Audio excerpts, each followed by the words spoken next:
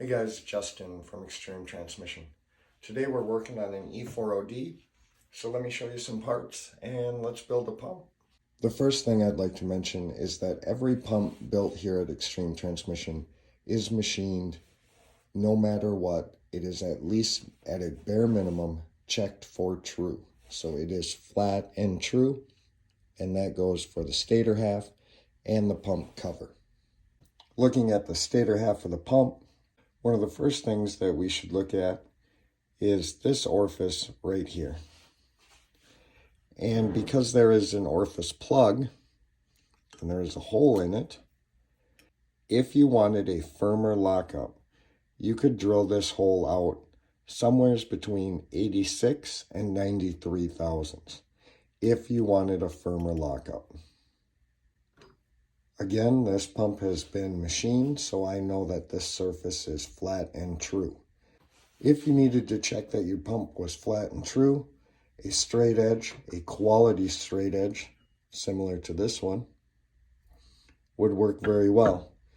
And you would come in here with a feeler gauge and make sure that you couldn't slide a feeler gauge underneath it. Somewhere between 1 thou, 2 thou would be an absolute maximum.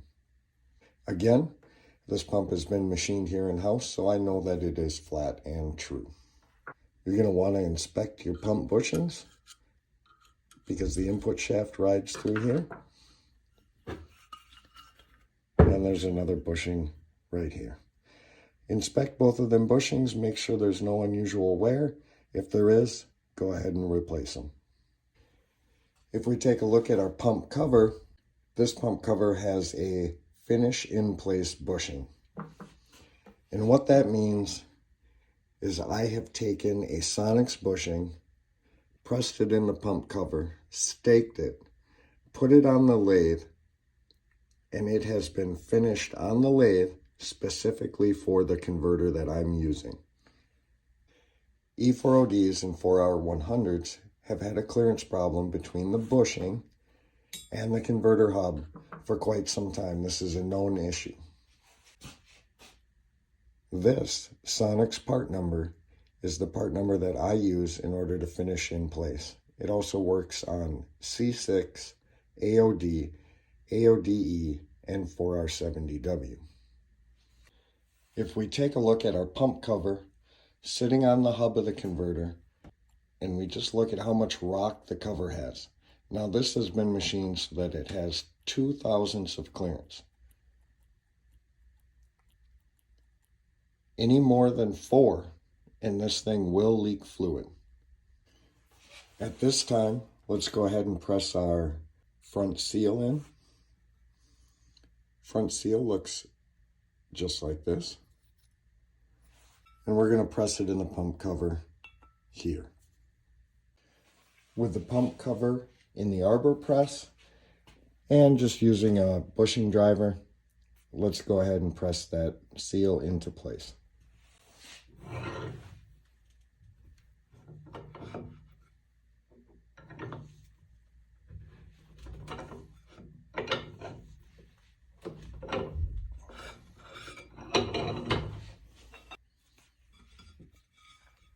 With our front seal in place, we set the pump cover on a stand of our choice. And one thing I always like to do, even though it's dry, I like to set the pump gears in there and just check and make sure that we have the proper clearance. There are 2 ways to do this. We set our outer gear in and our inner gear. Take our straight edge, lay it across the pump cover, and make sure that our pump gears spin. Now this is not an exact science, but it does let you know that there is clearance when we go to put the stator half on the pump cover. Another way to check clearance, and the proper way to check clearance, is with a depth mic. So we zero out the depth mic.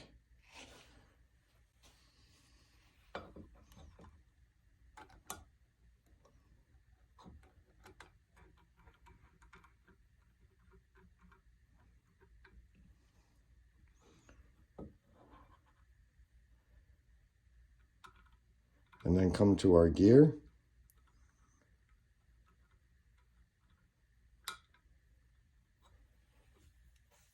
And we have 2 thousandths clearance on our outer gear. To check our inner gear, I'm going to remove the outer.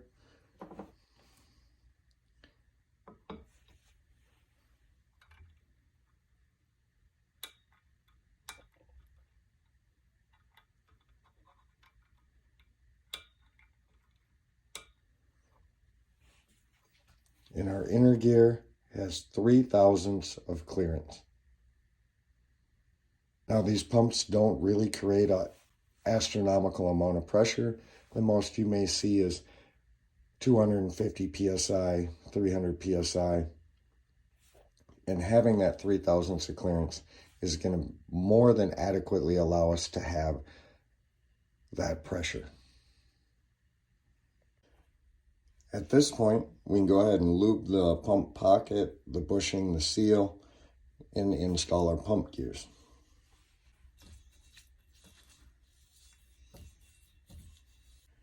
As a side note, when it comes to the pump gears, in a previous video, I showed how I put this on a piece of granite and ensure that the pump gears are flat. Even if you're buying new pump gears, it is my recommendation to check them on a stone and make sure that they are in fact flat. Just because they're new doesn't mean that they're right. Now there's no identifying mark on the outer pump gear, so this pump gear can go in either direction.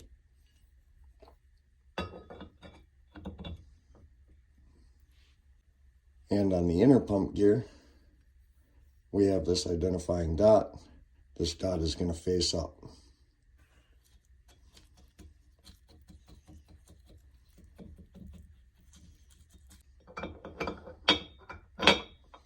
At this point, we're going to take the pump cover and we're going to set it aside, and we're going to go ahead and work on the stator half. This is our stator half of the pump. So we have some parts that we need to put in this. Let's go ahead and talk about them a little bit here. We have a pressure regulator valve. We have 2 seats that come from TransGo, 2 new springs, and a new boost valve.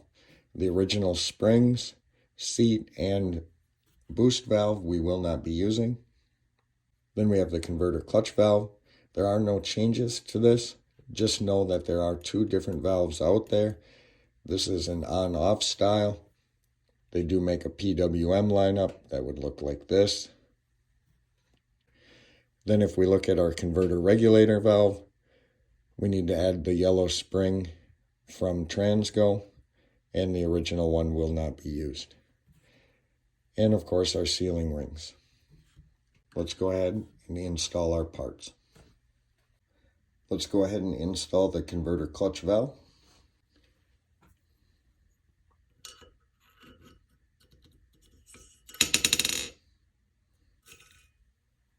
On the plug, the side with threads faces out.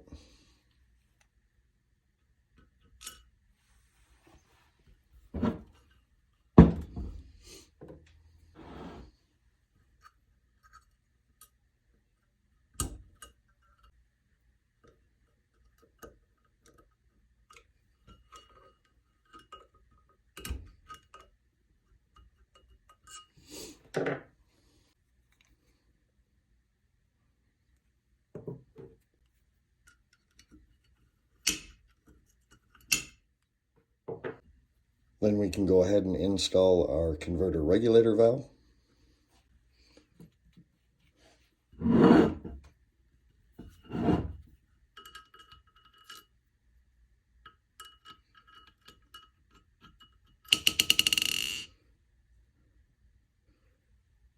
Our new yellow spring from TransGo,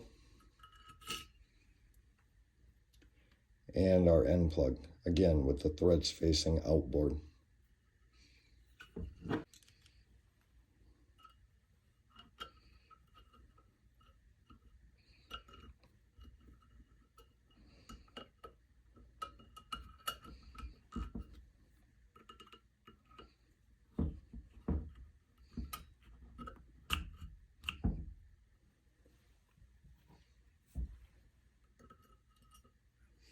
Lastly, our retainer.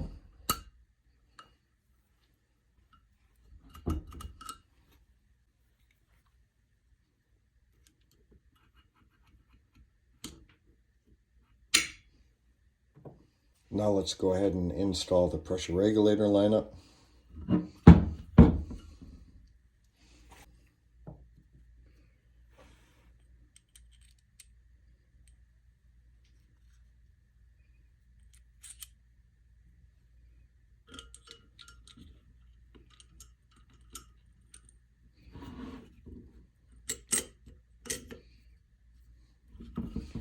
Make sure that valve is fully seated.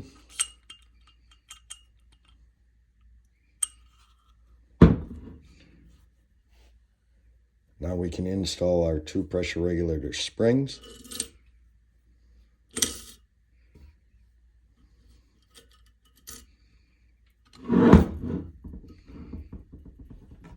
And lastly, our boost valve. If you took the boost valve apart, this nub is going to stick outboard from the bushing, like so.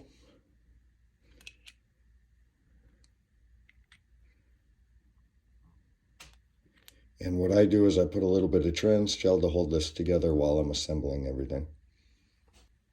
So when I go to install it, it will look something like this.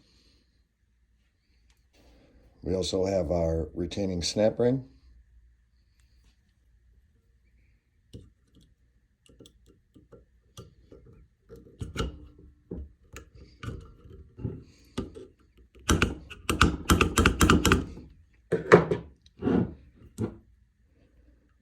Make sure that your retaining ring is fully seated.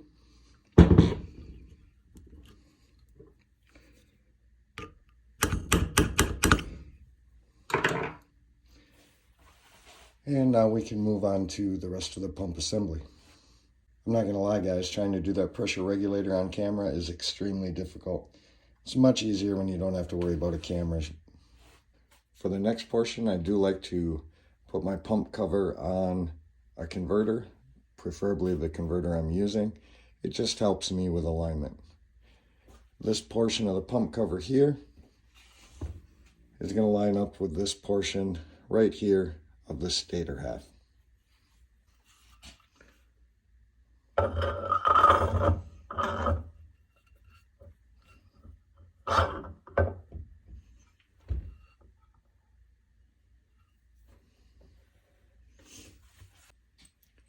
And then we have 11 bolts that are going to hold the pump halves together.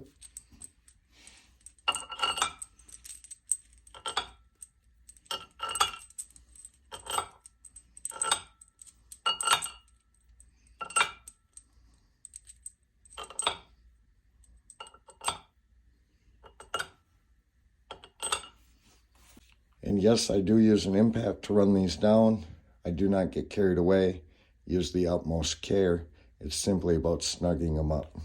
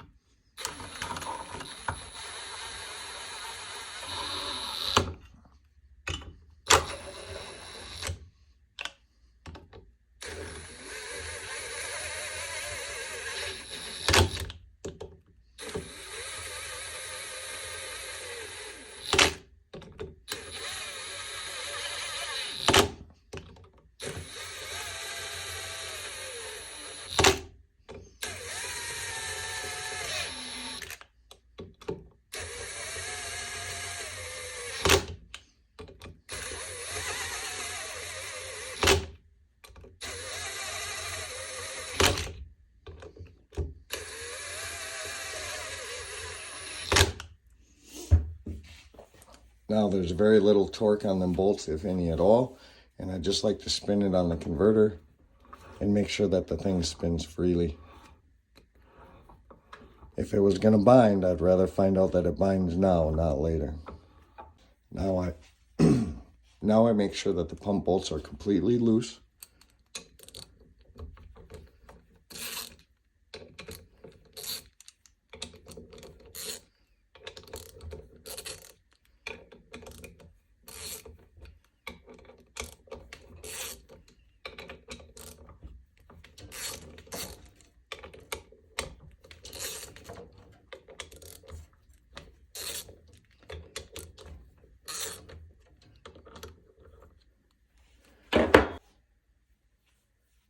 So you want to make sure that your two pump halves are straight on top of each other. I help myself by using the pump to case bolts. I just throw them in the holes, and then I use a band clamp on the outside to help sturdy it up and keep it straight.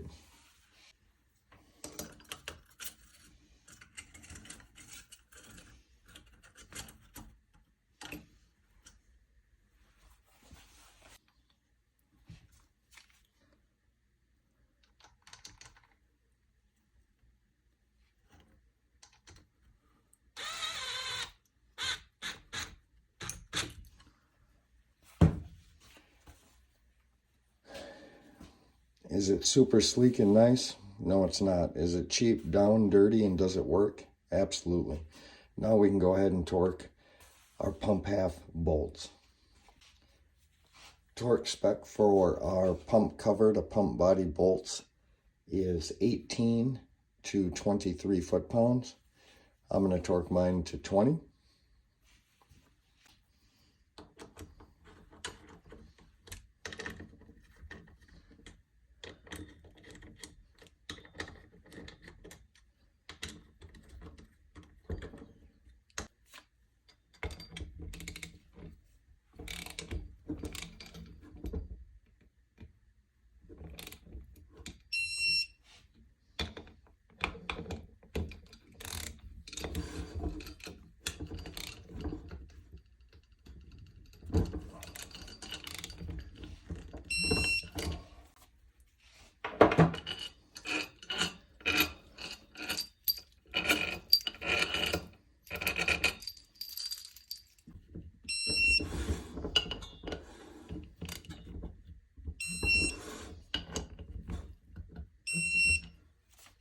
Now that we've torqued our pump cover to pump body bolts, let's go ahead, pull the band off, and see how it fits in the case.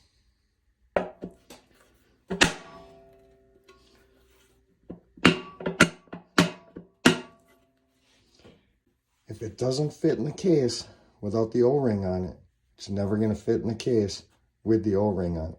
So make sure that your pump cover and pump body edges are squared up.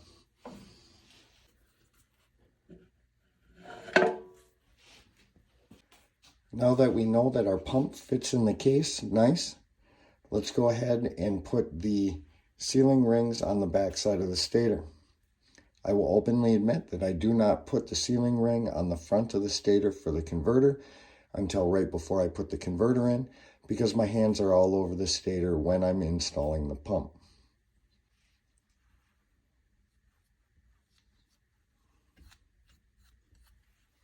I use a little bit of gold trans gel just to hold the Teflon rings in place. They are scarf cut.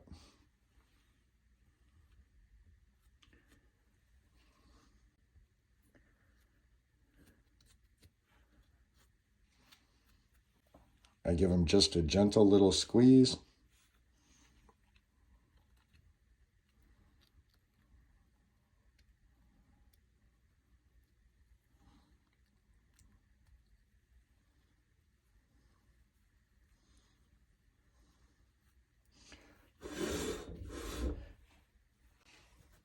And I do install them 180 degrees from open to open.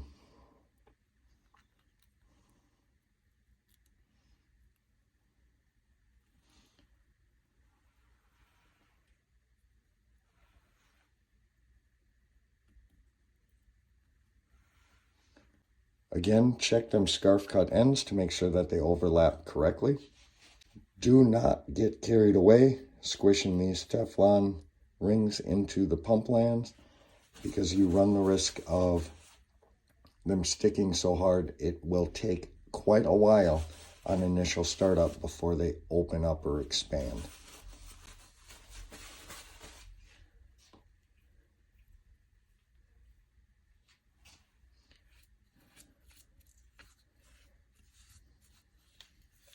At this point, you can go ahead and set the pump aside. Again, I do not install this Teflon ring on the stator until right before I install the converter, because my hands are all over the stator when I'm installing the pump.